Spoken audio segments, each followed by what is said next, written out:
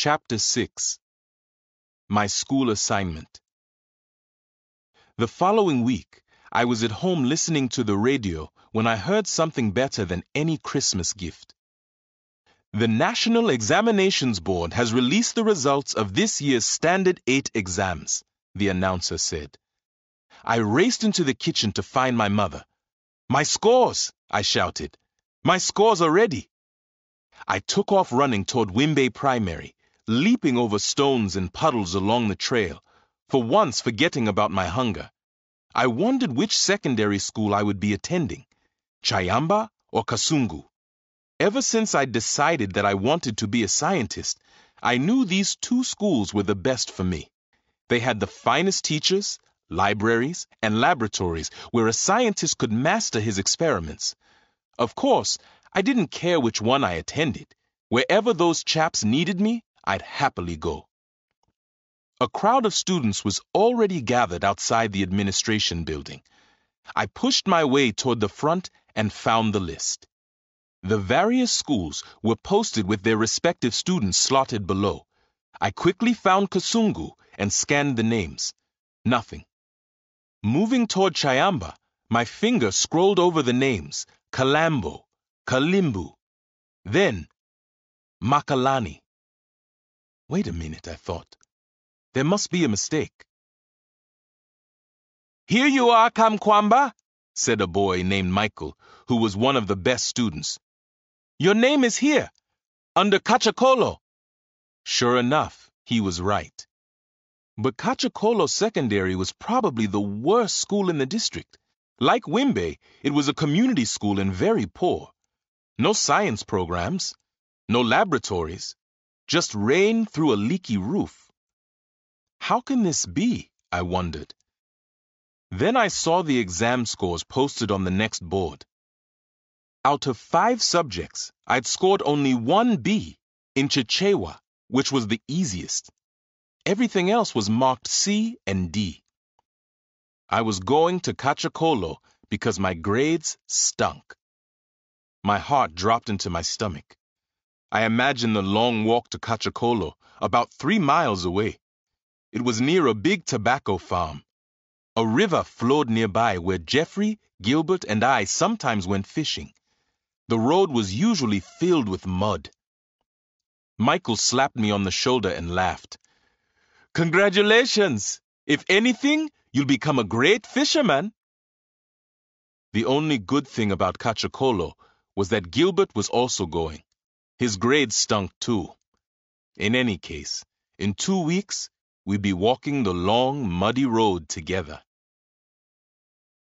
The new year arrived with steady rains that encouraged our maize to grow. The seedlings had sprouted well without fertilizer and still seemed healthy. By now, their stalks were deep green and reached my father's shins. The rains made everything come alive. All across the region, the flowers bloomed and the forests and bushes blossomed. Everywhere you went, the land smelled rich and fragrant. It was all a cruel joke, of course, because nothing was ready to eat. In the trading center, the businessmen raised the price of maize to 1,000 kwacha per pail. The hungry people who'd long ago turned to eating gaga started getting sick when the traders began mixing it with sawdust.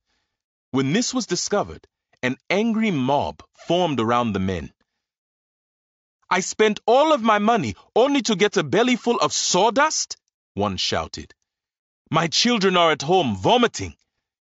You people are criminals!" The hungry people could complain all they wanted, but with no money in their pockets, they had no power. Several resorted to crime. One afternoon, my mother arrived as usual with her cakes and set up her stand. Within seconds, a crowd of people descended, shouting and grabbing at her things. "I'll take 2, a woman said. "Give me 3, said another. In this chaos, my mother didn't notice that others were snatching cakes from her basin and running away. One man grabbed 3 cakes, but instead of fleeing, he sat down and ate them right there. 9 kwacha, my mother demanded. "I don't have any money," he answered. That evening when she returned, Her hair was wild and her face full of worry. "They took almost everything," she said, and she was right. For supper, there were only crumbs. As the price of maize continued to rise, my mother bought less and less flour. The number of cakes she sold began to shrink, and so did our nightly blob of nsima. First it was 7 mouthfuls, then 5, 4, 3. "Every time you put nsima in your mouth, add some water," she told us. "That way you trick your stomach." At supper, we kids were careful about our portions. We wanted to be fair. But my sister Rose, who was 7 years old, became greedy. Often, she grabbed large handfuls of nsima and stuffed them in her mouth before anyone could stop her. "Hey, slow down!" shouted Doris. "Maybe you should eat faster," answered Rose. We were all becoming thin, especially the youngest ones like Rose. My parents never scolded her for taking more than her share, but one night Doris reached her breaking point. When Rose grabbed a big chunk of nsima, Doris leaped across the basin and began punching her in the face. "Mama!" cried Rose. My mother struggled to pull them apart, then collapsed against the wall. "Please," she pleaded, "I just don't have the strength." That night, we went to bed hungry again, with the smell of food on our fingers, a smell that even the hottest water couldn't wash clean. The worse things got with the famine, the more I looked forward to school. Somehow being hungry in a classroom full of friends seemed a lot easier than being hungry at home. As the big day approached, I tried my best to get ready. The first problem I encountered was my uniform. Back when we still had money, my mother had sent me to the used clothing stalls in the trading center to buy a white shirt. Well, since my wardrobe only consisted of 2 shirts in total, I ended up wearing the white one a lot and got it dirty. Then we ran out of soap. Back when the troubles began, we'd been using a bar of cheap Malua lye soap, which the whole family shared for bathing and washing clothes. When it finally ran out, we were too broke to buy another. We could wash our bodies with warm water and bongowe bushes, which acted like sponges. But a white shirt wasn't so easy. I tried everything. I boiled it over the fire, let it soak until the water was cool, then scrubbed until my shoulders were sore.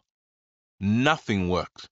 So I started school with yellow circles around my armpits and a gray ring around the collar. What could I do? That morning, I met Gilbert on the road so we could walk together. "Gilbert, Bo! Bo! Sure? Sure. Fit? Fit. My friend, this is the day we've been waiting for." "Indeed." "We should get ready to be bullied by the older boys." "Yeah, I think so. Who do you think will hit us first?" "That's just it. If an older boy approaches us and he's not too muscular, I say we deal with him straightway." "Good plan. So who should hit him first, me or you?" "Definitely you." The 3-mile walk to Kachakolo took us over the hills and across the maize fields and past the dambos where we hunted as boys. The school sat in a valley surrounded by tobacco farms, where I watched tractors plowing a field and the few lucky men with jobs enjoying a day's work. Once at school, we gathered for the morning assembly. Our principal, Mr. W.M. Firi, no relation to the fighter from my father's tall tales, stood before us, dressed in a brown threadbare suit. He was an older man with a bald head, except for bushels of gray hair that grew around his ears.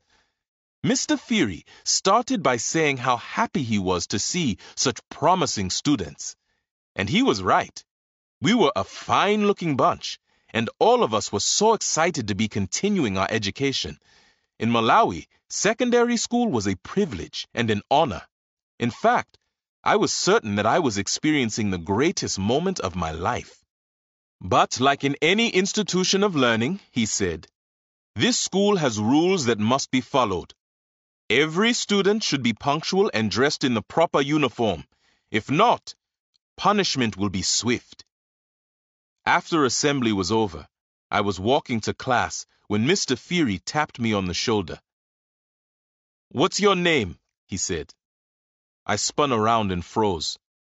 "William Trywell Kamkwamba," I muttered, unable to hide my nerves. "Well, William, this is not the proper uniform." I threw both hands under my arms to hide the yellow stains, but Mr. Feary was pointing at my feet. "Sandals are not allowed," he said. "We require students to wear proper footwear at all times. Please, go home and change."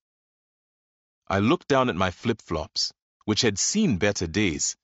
The rubber connecting the sole was broken on one of the sandals, forcing me to carry a needle and thread in my pocket for emergency repairs. I didn't have another pair of shoes at home. I had to think fast. "Mr. Headmaster, sir," I said, "I would put on proper footwear, but I live in Wimbe and must cross 2 streams to get here. And because it's the rainy season, my mother doesn't want me ruining my good leather shoes in the mud." He scrunched his eyebrows and considered this. I prayed it would work. "Fine," he said, "but once the rains are over, I want to see you in the proper footwear." My parents didn't have money for school books either. In Malawi, the schools didn't provide learning materials like they do in America. Even in better times, most students couldn't afford to buy their own books and had to share. At Wimbe Primary, that meant squeezing your bottoms together in the same seat and hoping your friend didn't read faster than you. Luckily for me, Gilbert always had his own books and allowed me to look on. The two of us even read at the same level. As I mentioned, the conditions at Wimbe Primary had been terrible. Holes in the roof that let in the rain. No glass in the windows to stop the cold winter wind. Lessons held under trees, and of course, I told you the terrible stories about the latrines. I was hoping for a better environment at Kachokolo, but no such luck. When Gilbert and I arrived at our new classroom, our teacher, Mr. Tembo, instructed us to sit on the floor. "The government sent no money for desks and chairs," he said, looking embarrassed, "or anything else for that matter."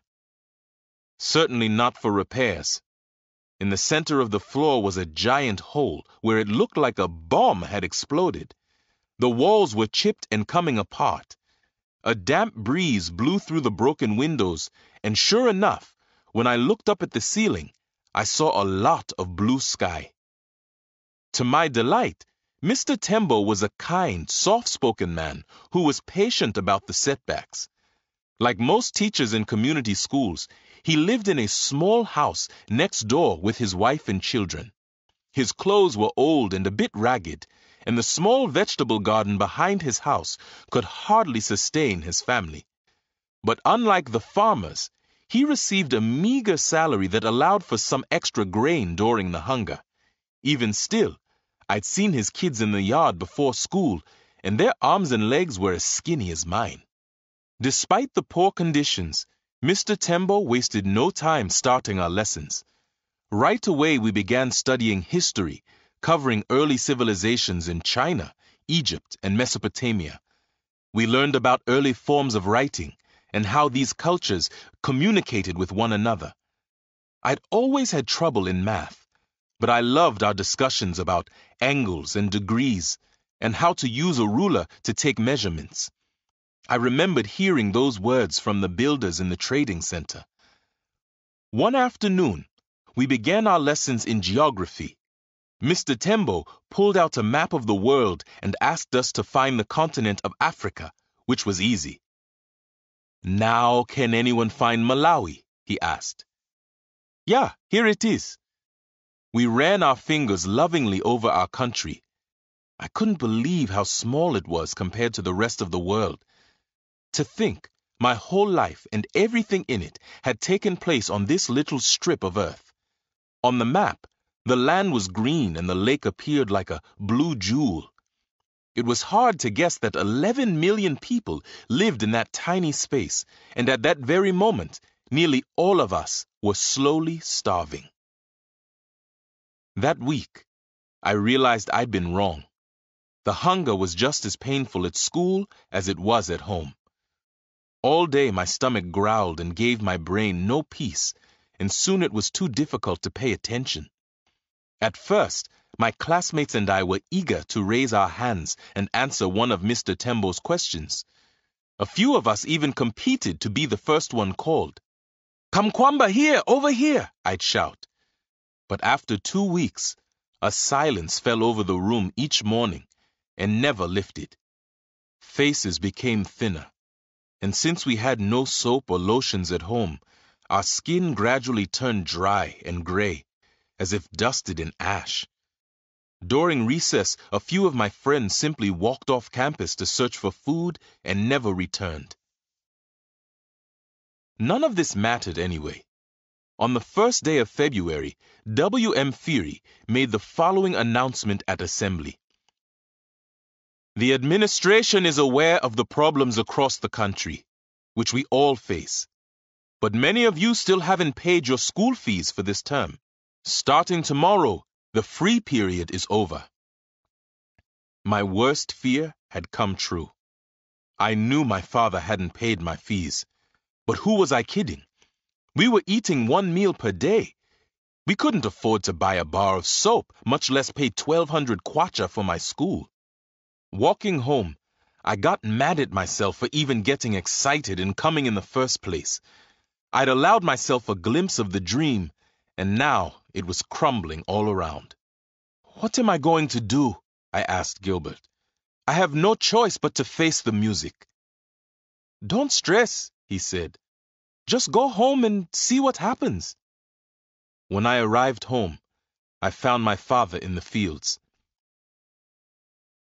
"At school they're saying I should bring my fees tomorrow, 1,200 kwacha," I said. "So we should pay them. Mr. Feary wasn't joking around." My father stared at the dirt for a long time, then said, "You know our problems here, son. Right now, we have nothing to spare.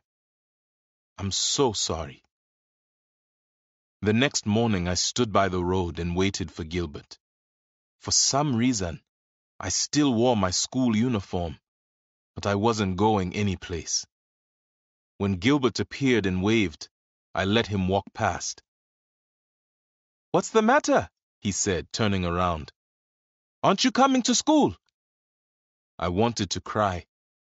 "I'm dropping out. My parents don't have the money." Gilbert looked upset, which somehow made me feel better. "So sorry, friend. Hopefully they can find it." "Yes, perhaps," I said. "See you later, Gilbert." I walked down to Jeffrey's house to give him the news. A few weeks before, he'd gotten lucky when a bolt of lightning knocked down a tree in his yard. He'd chopped it into bundles and sold it as firewood along the road. It was enough to keep his family eating for a while, or at least I thought so.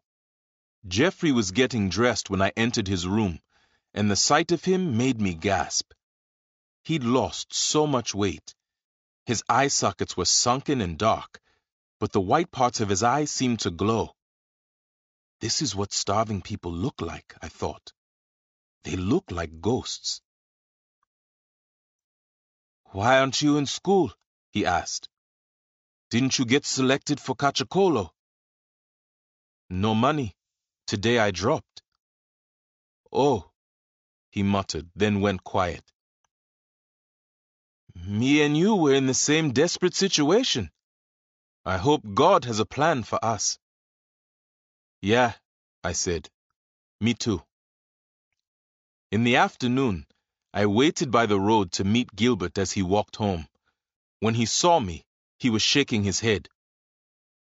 "Almost everyone dropped out," he said. "Today we were few.